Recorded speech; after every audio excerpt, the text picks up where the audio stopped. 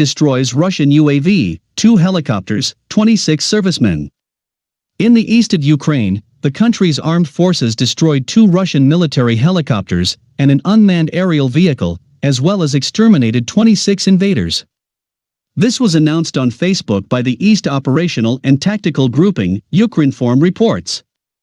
Throughout the day on Sunday, April 10, in the zone of responsibility of the East OTG, the Russian fascists carried out more missile and airstrikes, firing off heavy artillery.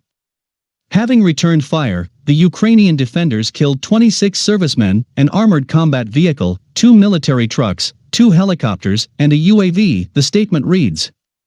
As Ukrinform reported earlier, from February 24 to April 9, Russian troops lost in Ukraine approximately 19,300 personnel, 722 tanks, 1,911 armored combat vehicles, 342 artillery systems, 108 MLR systems, 55 air defense units, 152 aircraft, 137 helicopters, 1,384 vehicles, 7 vessels, 76 fuel tankers, 112 UAVs, 25 special equipment units, and 4 missile launchers.